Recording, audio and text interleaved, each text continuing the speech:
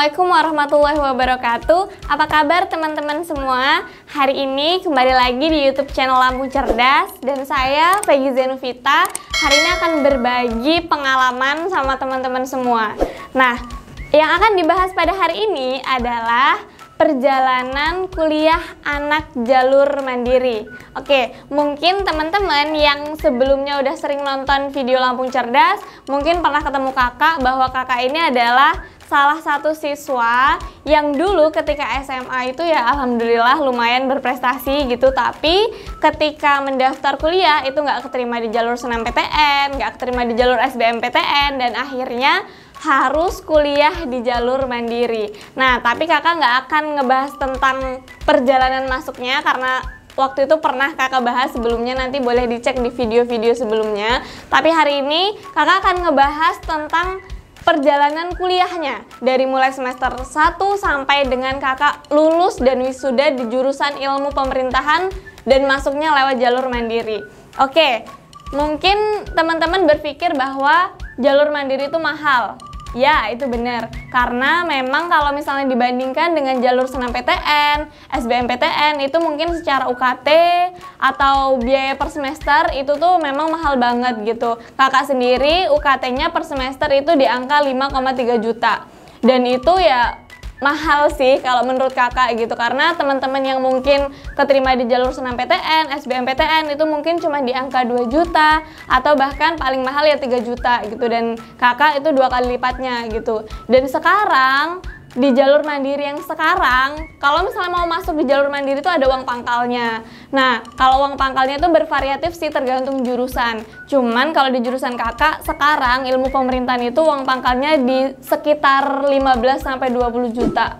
Nah, makanya teman-teman mungkin yang hari ini masih mau kuliah, dipikir lagi kalau misalnya mau daftar jalur mandiri. Yang pertama karena mahal, yang kedua kalau anak jalur mandiri itu dianggapnya bahwa anak yang nggak mampu gitu, karena udah nggak lolos di SNMPTN, nggak lolos di SBMPTN, jadi harus daftar di jalur mandiri. Cuman gini, pelajaran yang udah kakak ambil ketika kakak kuliah di jalur mandiri itu sebenarnya banyak banget gitu, karena memang ternyata waktu dulu daftar itu nggak semua orang pinter itu bisa loh keterima di jalur SNMPTN dan SBMPTN gitu. Bahkan banyak juga orang-orang yang pinter tapi kuliahnya di jalur mandiri gitu. Jadi teman-teman nggak usah putus asa kalau misalnya nanti kalian pinter tapi belum rezekinya keterima di jalur SNMPTN atau SBMPTN, nggak apa-apa, tetap dijalani, tetap disyukuri, karena sejatinya nanti kalian tuh nggak pernah loh ditanya ketika wisuda itu ditanya kamu dulu masuknya lo jalur apa, enggak, karena kualitas diri kita itu nanti ditentukan ketika kita di kuliahnya gitu. Jadi perjalanan kuliahnya yang menentukan kualitas diri kita, bukan jalur masuknya gitu. Karena gini, dulu kakak pernah sempet down di awal-awal masuk kuliah gitu, karena mikirnya kayak ya Allah kok saya ini kuliah di jalur mandiri gitu, apa saya tuh nggak mampu gitu, awalnya mikirnya kayak gitu. Cuman seiring berjalannya waktu kakak banyak belajar, kakak banyak introspeksi diri gitu, bahwa kepintaran seseorang itu nggak selalu menjadi salah satu jalan kemudahan gitu. Kalau misalnya mau masuk ke universitas gitu, belum tentu kalau misalnya pinter itu bisa lewat di jalur undangan atau jalur tes gitu. Jadi banyak hal yang mengakibatkan orang pinter itu nggak bisa masuk di jalur-jalur undangan atau harus terpaksa masuk di jalur mandiri. Mungkin salah satu faktornya ada karena kurang strategi, atau mungkin ada terlalu ambisius gitu karena pengen masuk ke universitas favorit, jadi mengandalkan nilainya untuk masuk ke universitas favorit. Padahal itu nggak tentu gitu, maksudnya bukan berarti jaminan kamu pinter kamu bisa masuk di universitas favorit gitu. Tapi seiring berjalannya waktu kakak banyak belajar, dan itu tadi kakak selalu introspeksi diri gitu loh. Awalnya memang kayak merasa nggak mampu gitu.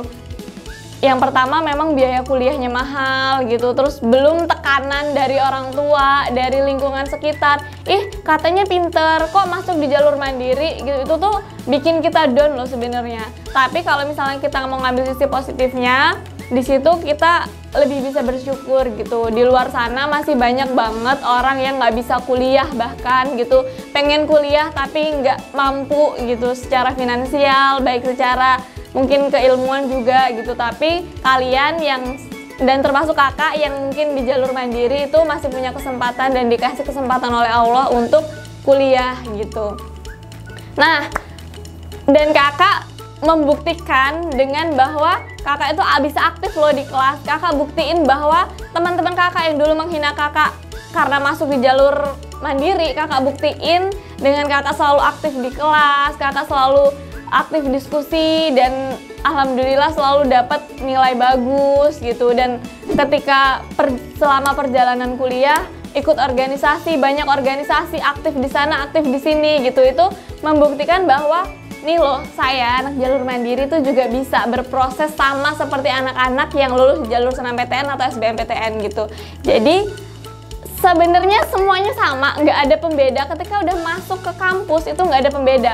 Mau kamu jalur mandiri, mau kamu jalur SNMPTN, SBMPTN, jalur paralel, itu semuanya sama. Yang membedakan adalah kualitas kalian gitu. Jadi tips nih untuk kalian yang mungkin masih mau mempersiapkan diri untuk mau masuk ke universitas gitu, maksimalin untuk keterima di jalur SNMPTN, SBMPTN, karena tekanannya nggak akan seberat kalau misalnya kalian keterima di jalur mandiri gitu. Yang pertama tekanan biaya, yang kedua tekanan dari lingkungan sekitar kalian gitu. Jadi mumpung masih ada waktu, jangan malu untuk ngambil universitas yang nggak favorit istilahnya. Semua universitas itu bagus, tergantung kalian, tergantung kualitas diri kalian. Mau kalian itu kuliah di universitas yang biasa aja tapi kalian menonjol dan kalian berprestasi, nanti ketika kerja kalian juga bisa dapat pekerjaan yang bagus gitu. Jadi gak ada hubungannya antara kalian kuliah di universitas favorit sama pekerjaan kalian nanti gitu, karena lagi-lagi yang menentukan itu adalah kualitas diri kalian gitu. Nah, alhamdulillah walaupun kakak di jalur mandiri kuliahnya, tapi kakak bisa ngebuktiin sama orang tua kakak, sama teman-teman yang dulu menghina kakak gitu, karena kakak bisa lulus dengan cum laude dan pujian gitu, padahal kakak di jalur mandiri dan tidak sampai 4 tahun kakak sudah lulus gitu. Jadi buat teman-teman semua, hari ini mungkin memang ini pelajaran untuk kakak terlebihnya gitu, tapi ini juga bisa dijadiin pelajaran untuk kalian gitu. Kalau misalnya kalian memang sekarang pinter, persiapin lagi deh, persiapin lagi, pikir-pikir ulang lagi. Kalian harus riset sebanyak-banyaknya jurusan apa yang mau kamu ambil dan universitas apa yang kamu ambil gitu, dan sesuaikan dengan nilai rapat kalian. Jangan lupa faktor alumni juga diperhitungkan, karena dulu kakak mau masuk UI nih, UI kan keren banget nih.